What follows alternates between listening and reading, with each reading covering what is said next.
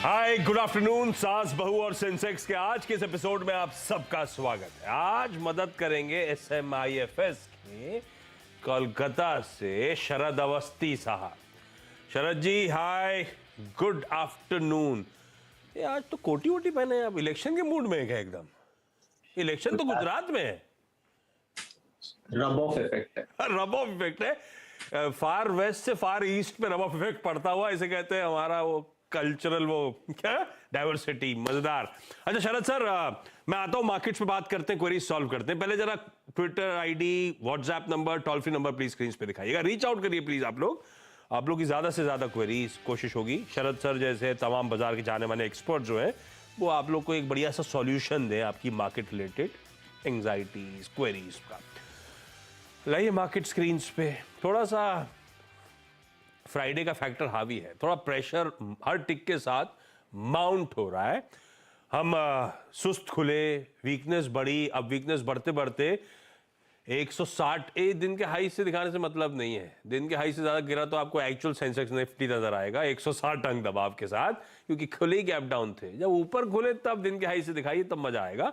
आज हम प्रेशर झेल रहे हैं और हम डेज लोज के आसपास 650 के आसपास के जोन्स पर इस समय ट्रेड करते हुए। और वीकनेस बढ़ने का रीजन मेरे ख्याल से सिंपली प्रॉफिट टेकिंग है। यूएस में भी वही हुआ। अच्छे डेटा क्यूज के बावजूद थोड़ा सा प्रॉफिट टेकिंग थी डाउ में, 0.5% दबाव में चला गया था। अच्छे क्यूज क्या थे?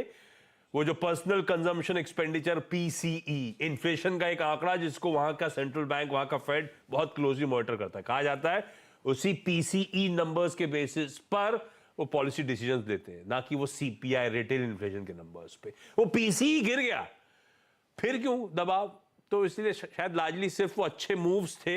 हम लोग सब एंटिसिपेट कर रहे हैं फेड दिसंबर में स्टेप डाउन करेगा, उससे पहले वहां पे एक प्रॉफिट टेकिंग आई, तो उस प्रॉफिट टेकिंग का खामियाजा हम भी झेल रहे हैं। प्लस क्या हो गया, हमारे लिए कुछ इंपॉर्टेंट इवेंट्स अब सामने खड़े हुए। अगला हफ्ता बहुत इंपॉर्टेंट है। अगले हफ्ते पे बाद में जाता हूं। आज शाम को यूएस में इंपॉर्टेंट जॉब्स रिपोर्ट आनी है, उससे पहले की नर्वसनेस है स्क्रीन पे। इस जॉब्स रिपोर्ट पे हम लोग मंडे सुबह रिएक्ट कर रहे होंगे यूएस के इस रिपोर्ट पे, क्योंकि एक PCE का नंबर और दूसरा ये जॉब्स रिपोर्ट, ये दोनों डिसाइड करेंगी 14 तारीख को, 14 दिसंबर को फेड क्या फैसला लेगा। हमारे अगले हफ्ते की अहमियत समझिए। मैं इलेक्शन की बात शरद जी से इसलिए छेड़ रहा था क्योंकि अब वो हम अगले हफ्ते D-Day काउंटिंग का दिन होगा 8 दिसंबर, जब हमें गुजरात का, हिमाचल का, इवन दिल्ली के MCD इलेक्शंस का आउटकम पता चलेगा। हमारी अपनी क्रेडिट पॉलिसी अनाउंस होगी वेडनेसडे को, 3 दिन के MPC की बैठक के बाद। रशिया का वो क्रूड पे कैप लगना है, वो बहुत डिस्टर्ब कर सकता है मार्केट को, क्रूड की चाल। और हमारी सेंसिटिविटी क्रूड पे कितनी है आप सबको पता है, किस तरह से हम कच्चा तेल इंपोर्ट करते हैं। और काफी 5 तारीख को, मंडे को, वो रशिया अपना कैप, और रशिया कह रहा हूं, यूरोपियन यूनियन प्राइस डिसाइड कर लेगा। G7 और यूरोपियन यूनियन मिलके कितना प्राइस कैप रखना है। वो प्राइस कैप और रशियन ऑयल का मार्केट में ना आना क्रूड के लिए बड़ा डिस्ट्रप्शन। ये सब इवेंट से पहले थोड़ा सा मुनाफा वसूली बनती थी। हम 8 दिन से लगातार उछाल दिखा रहे हैं भाई, 18,900 तक पहुंचते हुए भारतीय बाजार नजर आए थे। शरद सर क्या करना है मार्केट्स में? ये थोड़ा सा कंफर्ट के बाहर है। अब फ्रेश पैसा झोंकने में क्वेश्चन मार्क लग रहा है। पैसा अभी भी आई एम श्योर आ रहा है, क्योंकि SIPs तो अभी भी 13,000 करोड़ रुपए आ रहे हैं। SMIFS में भी नया पैसा आ रहा होगा। कैसे डिप्लॉय कर रहे हो शरद सर? देखिए, मुझे लगता है इस बार और आज से साल भर पहले जो सिचुएशन थी, हालांकि बाजार लगभग उसी लेवल पे है, लेकिन उस टाइम पे नए आइडिया या वैल्यूएशन पे कुछ भी जस्टिफाइबल आइडिया खोजना काफी मुश्किल था। आज कंपैरेटिवली इतना मुश्किल नहीं है। जो उस टाइम आपको जनरली जो भी आइडियाज थे वो फॉरवर्ड मल्टीपल्स पे 60-70 वैसे पे मिल रहे थे, और जो छोटे आइडियाज भी थे वो बहुत जल्दी डिस्काउंट हो जा रहे थे। आज के दिन आपके पास बहुत सारी छोटी मझोली और इवन लार्ज कैप कंपनीज में भी अपॉर्चुनिटीज हैं, जहां वैल्यूएशंस एकदम स्काई हाई नहीं है कि आप 2 साल फॉरवर्ड पे 40-45 पे ट्रेड कर रहे हैं तो कुछ बचता ही नहीं टेबल पे। क्योंकि पिछले 1 साल में अर्निंग्स में लगभग 18-20% का उछाल इंडेक्स लेवल की कंपनीज में आया है। तो वैल्यूएशन कंफर्ट, हालांकि लेवल वही है, लेकिन वैल्यूएशन कंफर्ट कंपैरेटिवली बहुत ज्यादा है 1 साल पहले के मुकाबले। ओह, बाजार में कुछ सेंटिमेंट्स हावी हो रहे हैं शरद साहब। हैनिकन ने कहा है कि अपने बियर के दाम बढ़ाएंगे, इससे भी कुछ सेंटिमेंट असर पड़ रहा होगा। यूनाइटेड ब्रेवरीज को रखिएगा रडार पे। पीयर्स हैं जिनको फायदा मिलना चाहिए इस तरह के प्रेशर्स पास ऑन होने का। चलिए, बेसिक प्रोमाइस से सवाल जवाब, मैं बिना समय वेस्ट करे अब सवाल जवाब के सिलसिले की शुरुआत कर रहा हूं। हमें मुंबई, दिल्ली और पनवेल जाना है, मुंबई की फेरी में ही जाना है। सब लोग स्क्रीन पे जुड़ते हुए शुरुआत दीपिका दवे जी के साथ मुंबई से कर रहा हूं। Deepika ma'am, hi, good afternoon, नमस्ते मैम। नमस्ते सर। मैम, पहली और सबसे इंपॉर्टेंट क्वेरी कौन सी शरद सर के लिए? सर मेरे पास तमिलनाडु पेट्रो के शेयर्स मैंने लिए हैं, 100 shares at the rate of 126। एक साल हो गया है सर। TNPL, Tamil Nadu Petro. क्या sir? I am confuse sir, should I keep it, hold it और शुड आई एग्जिट? एक मिनट डायरेक्टर साहब, आप पहले तो स्क्रीन पे, डायरेक्टर साहब प्लीज स्क्रीन पे भाव लाइए। तमिलनाडु पेट्रो आपने 126 पे लिया मैम, ये लॉन्ग टर्म के लिए लिया था, कोई ट्रेडिंग का मन था? दीपिका मैम, क्या रीजन था? Sir I have taken for long term for 2 years sir. Long term क्यों लिया था? फंडामेंटल स्टडी करे थे या किसी ने बताया था? ने बताया था सर। इसको अभी कितना समय हो गया लिए हुए? हाँ जी, कितना टाइम हो चुका ऑलरेडी लिए हुए? हो गया सर, 1 साल हो गया है। 1 साल का समय और बचा है। 2 साल के टाइम होराइजन के लिए मैंने लिया था, लॉन्ग टर्म का व्यू रखा था, किसी ने सजेस्ट करा था। शरद सर, 30 रुपए का लॉस हो रहा है, 126 की खरीद, 95 पे खड़ा हुआ, कुछ वारे नारे होंगे क्या 1 साल में? 1 साल क्या, 1-1.5 साल पकड़ लेता हूं, मुझे तो पैसा वापस आ जाए, ज्यादा सेफ्टी वही है। हाँ सर। देखिए, मुझे लगता है वैल्यूएशन वाइज डिस्कम्फर्ट नहीं है इस भाव पे भी। 14-15 रुपए की अर्निंग कंपनी अभी रिपोर्ट कर रही है। कंपनी ने जो कैपेक्स किया उसका फायदा उनको आने वाले 1.5 साल में ही मिलना चाहिए। तो मैं अगर बहुत कंजर्वेटिवली भी पकड़ूं कि 20-22 की अर्निंग पे आप 8-9 का मल्टीपल भी पकड़ लो, तो मेरे हिसाब से 160 से 180 तक के लक्ष्य आपको मिलने चाहिए। तो थोड़ा बहुत वोलेटिलिटी अगर रहती भी है प्राइसेस में, ऊपर नीचे थोड़ा स्टॉक मूव करता है, तो मुझे नहीं लगता इन वैल्यूएशन पे आपको घबराने की जरूरत है। आप 170 से 180 रुपए का लक्ष्य आपको 1.5 से 2 साल में और मिल सकता है। थोड़ा आपका टाइम इलोंगेट हो गया है क्योंकि पिछले 1 साल आपने वेट किया है, बट अगर यहाँ से आपको 170-80 भी मिलता है तो मेरे हिसाब से डिसेंट अपसाइड है। तो थ्रू आउट जो ऊपर नीचे बाजार में होता है उस वोलेटिलिटी में घबरा के स्टॉक छोड़ना नहीं है। मुझे ऐसी कोई प्रॉब्लम इस स्टॉक में दिखाई नहीं दे रही, ना लीवरेज की प्रॉब्लम है, ना वैल्यूएशंस बहुत एग्जॉर्बिटेंट है। तो 170 से 80 रुपए का लक्ष्य आप मान के चलिए, अगले 18 से 24 महीने में आपको स्टॉक में मिलना चाहिए, अगर 9-10 के मल्टीपल पे भी ट्रेड करता है तो। दीपिका मैम, ये तो बड़े एग्रेसिव टारगेट्स आ गए, कहां सिर्फ लॉस की भरपाई नहीं, अच्छे खासे मुनाफे के साथ एग्जिट हो सकता है। होल्ड करिए, 170, 180 की तैयारी हो रही है। मैं पहले पनवेल जा रहा हूं। रीना शमांते आपको आपकी स्क्रीन पर नजर आएंगी। रीना मैम से फिर से रिक्वेस्ट करी थी जुड़ने के लिए, फिर से इसीलिए क्योंकि मेरे ख्याल से मंडे को आई थी मैम आप, है ना? जी आई और थी। उस दिन आपको याद होगा इसी समय हाँ, बाजार ने नया रिकॉर्ड हाइज लगा लिए थे। उस दिन मैं शो में किसी से बातचीत कर ही नहीं पाया था, उस दिन के लिए सॉरी मैम। कोई बात नहीं। रीना मैम, पहला सवाल कौन सा? जी सर, मेरा दीपक फर्टिलाइजर है, 908 की परचेस है एंड 75 शेयर्स है सर। और ये क्यों लिया हुआ था? क्यों से मेरा मतलब लंबी अवधि के लिए, ट्रेडिंग का मन था? हाँ, नहीं, लॉन्ग टर्म के लिए ही लिया था, तो 1 या 1.5 ईयर के लिए रखना है इसको। और क्यों, मतलब किसका आइडिया था? आपने खुद स्टडी करा है कुछ फंडामेंटल्स या कहीं से मिला आपको आइडिया? नहीं सर, इसके रिजल्ट आए थे और अच्छे रिजल्ट आए थे, और रिजल्ट आने के बाद मतलब थोड़ा सा गिर गया था, 10% कुछ शेयर्स का प्राइस गिर गया था, तो मैंने ले लिया। ओके, तो अच्छे नंबर्स आ रहे थे, अच्छे नंबर्स आए, उसके बाद स्टॉक बीच में करेक्ट हुआ, तो उस करेक्शन में मैंने एक्यूमुलेट कर लिया। ठीक बात है, जी, सोचा समझा इसको एवरेज करना है क्या, वो भी पूछना था मुझे। भाई शरद जी, क्या करना है? दीपक फर्टिलाइजर फंडामेंटली है कैसा? अगर अच्छा है, मेरी बाइंग से 100 रुपए नीचे है, तो इन लेवल्स पे एवरेज करना है या नहीं करना है? हाँ जी, बिल्कुल डिसेंट स्टोरी है और अच्छा स्टॉक है। लॉन्ग टर्म के हिसाब से कंपनी लगभग 6-6.5 करोड़ का और कैपेक्स भी कर रही है, और पोस्ट कैपेक्स भी हम ये उम्मीद नहीं कर रहे कि लीवरेज रेशियोज वगैरह में बहुत बड़ा चैलेंज रहेगा कंपनी के लिए।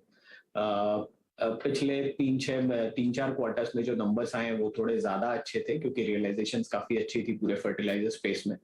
टैन वगैरह में कंपनी की लीडरशिप पोजीशन है। तो ये जो कैपेक्स है ये लार्जली आपको FY25 बियॉन्ड प्ले आउट करेगा।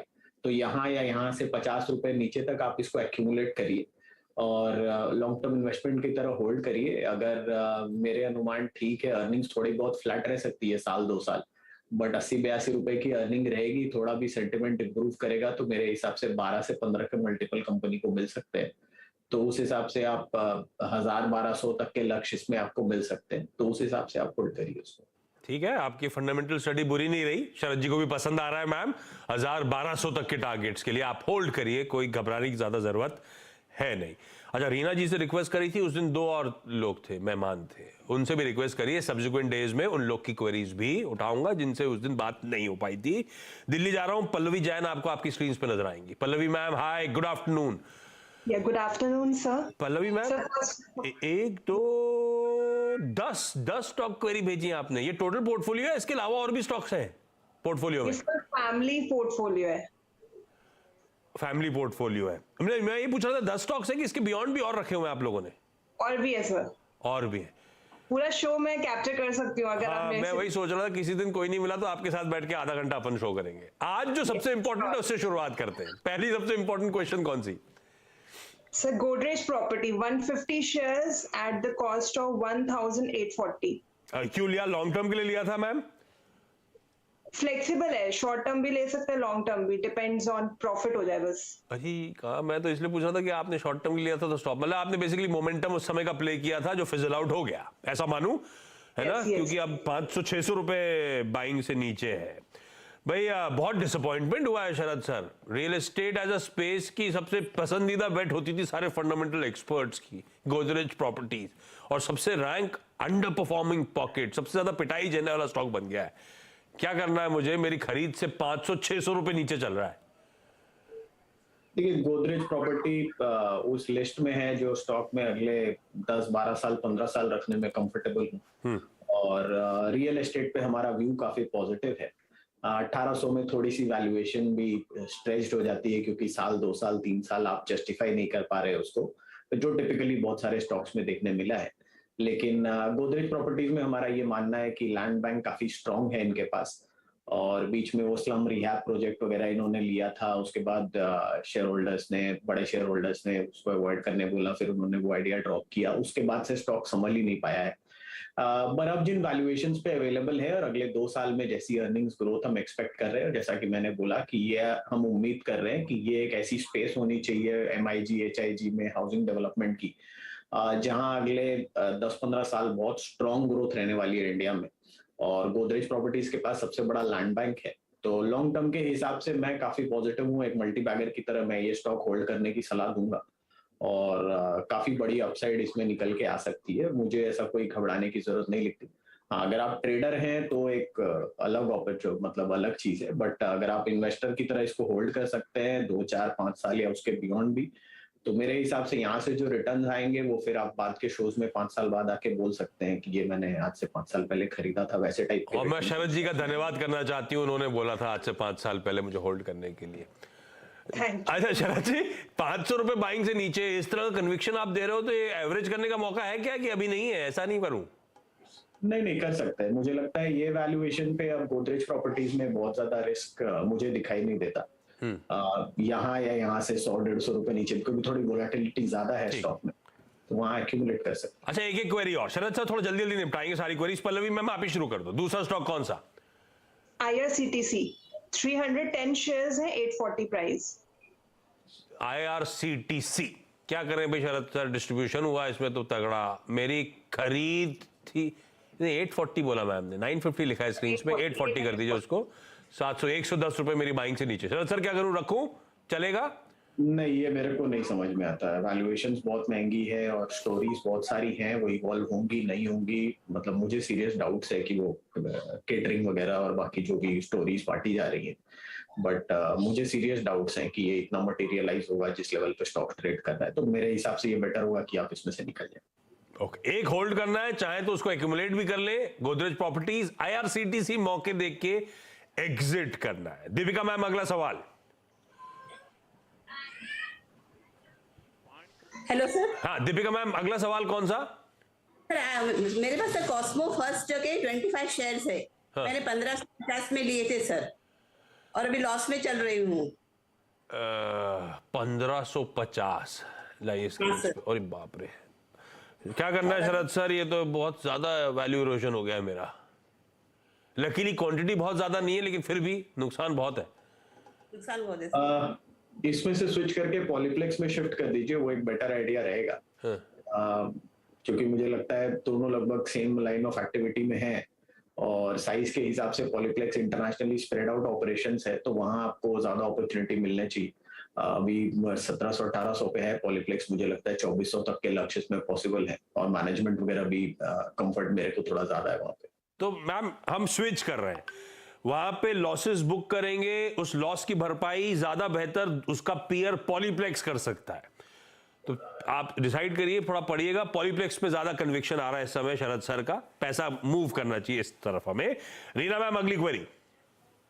सर मेरा एक पास रिलैक्सो के 40 शेयर्स है 905 की रेंज में। और ये लॉन्ग तो टर्म के मुझे- लिए मतलब 7-8 महीने रख सकते हो, ऐसा कोई नहीं है, और एक साल का भी रख सकती हो। पोजिशनली है, लॉन्ग टर्म नहीं है। लॉन्ग टर्म में मानता हूं एक बिजनेस साइकिल तो प्ले करनी जरूरी है। तो भाई ट्रेडिंग का व्यू या एक साल का व्यू, रिलैक्सो फुटवेयर बुरा नहीं है मेरे लिए। साल का चार्ट खोलिएगा, रिलैक्सो के लिए पेन बड़ा शरद सर, वो के वाला मामला गड़बड़ा रहा है। रिलैक्सो की चप्पलें नहीं बिक रही, लेकिन मेट्रो के शूज बिक रहे हैं इस देश में इस समय। पर रिलैक्सो मेरे लिए कंफर्ट ये है कि मेरी बाइंग से अभी भी ऊपर चल रहा है 9-12 महीने के लिए। ये देखिए स्टॉक का हाल, लकीली मैंने अभी गिरावट में लिया हुआ है, क्या करूं? देखिए मुझे लगता है रॉ मटेरियल प्राइसेस वगैरह का जो प्रेशर ऑयल डेरिवेटिव्स की वजह से इनके ऊपर आया है वो काफी ईज हो रहा है और ग्रेजुअली आने वाले समय में जो कैपेक्स इन्होंने किया है उसका फायदा नंबर्स में दिखना चाहिए। एब्सोल्यूट लेवल पे वैल्यूएशन देखेंगे तो बहुत एबनॉर्मल दिखेगा 100-122 के पी मल्टीपल पे, बट फॉरवर्ड अर्निंग काफी स्ट्रांग रह सकती है। तो मुझे लगता है आप 1-2 क्वार्टर इसके नंबर देखिए, काफी इंप्रूवमेंट आपको देखने मिलना चाहिए और मच बेटर एग्जिट प्राइस भी आपको मिल जाना चाहिए। तो कम से कम भी हुआ तो मेरे हिसाब से 1000-1100 के आसपास आपको एग्जिट करने का मौका मिल जाना चाहिए यहाँ से। बिल्कुल ठीक है। चलिए, वैसे रिलैक्सो गजब का वैल्यू क्रिएटर रहा है, आपके बाइंग के लेवल्स कंफर्ट वाले हैं। होल्ड करिएगा मैम, होपिंग धीरे धीरे करके इकोनॉमी के सारा तबका बेहतर परफॉर्म करेगा तो रिलैक्सो का स्टॉक भी बेहतर परफॉर्म करके देगा।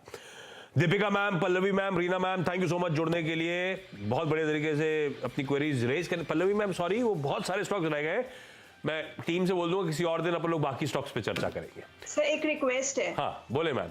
सर मेरे हस्बैंड ने बोला था जब तुम टेलीविजन पे आओ तो बस सर के मैं बहुत बड़ा फैन हूँ, तो एक बार हाय लोकेश करके बोल दीजिए। मुझे बोलना है, शरद जी को बोलना है? हाय लोकेश। हाय लोकेश जी। अगली बार उनको भी साथ में बैठा लीजिएगा, लोकेश जी भी चर्चा होगी। सजेशन भी है कि बॉयज के लिए भी जेंट्स के लिए भी होना चाहिए अपॉर्चुनिटी। नीरज वाजपेयी करते हैं, वो नीरज वाजपेयी के लिए छोड़ दिया मैंने। अगली बार आपसे जुड़ेंगे तो लोकेश जी से भी बातचीत करेंगे। थैंक यू सो मच आप सबका जुड़ने के लिए। Sharad sir thank you so much जुड़ने के लिए। ब्रेक ले रहा हूं, ब्रेक के उस पार एक क्विक मार्केट चेक।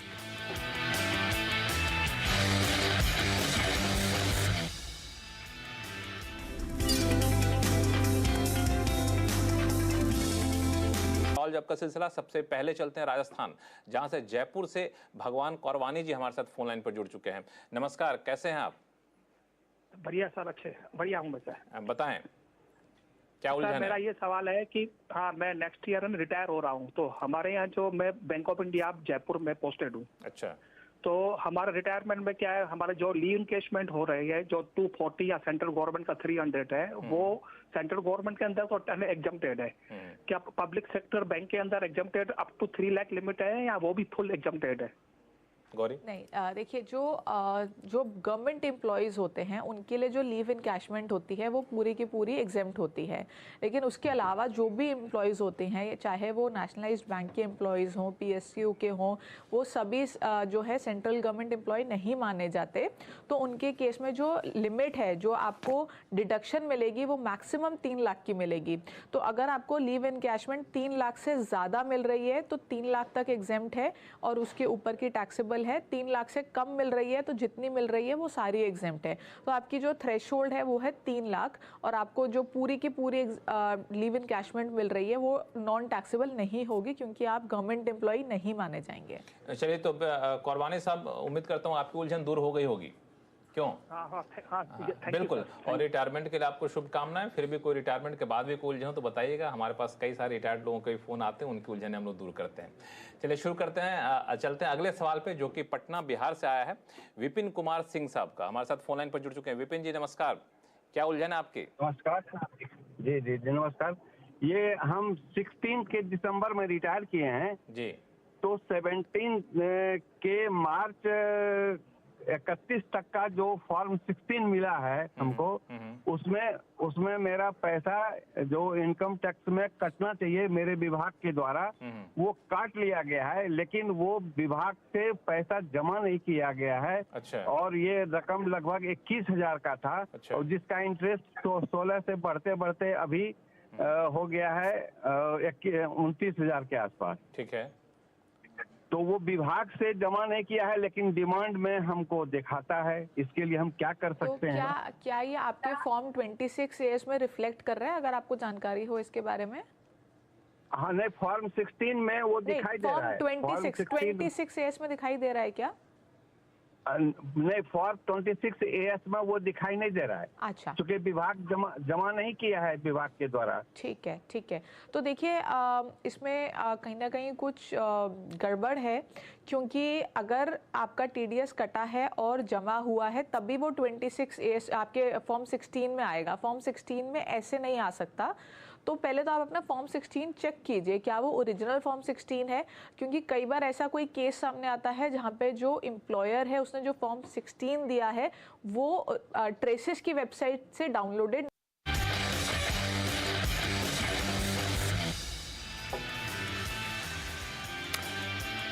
ब्रेक के बाद आपका स्वागत है। और ये रख दिया बाजार ट्रैक्टर सामने स्क्रीन पर, निफ्टी डेज लोस पे, मिड कैप इंडेक्स डेज हाईस पे समय ट्रेड कर रहा है। लार्ज कैप्स में प्रॉफिट टेकिंग, ब्रॉडर मार्केट्स का आउट परफॉर्मेंस कंटिन्यू होता हुआ, यह है कहानी इस समय के बाजार की। और ब्रेक पे जाता है तो छोड़े जाता हूं एक और इंटरेस्टिंग फैक्ट के साथ। ब्रेथ बढ़िया पॉजिटिव एडवांस डिक्लाइन के रेशियो के साथ छोड़े जा रहा हूं। ब्रेक के उस पास जब लौटेंगे इसी मिड कैप यूनिवर्स पे डिटेल में चर्चा मिड कैप मंथ में। नमस्कार।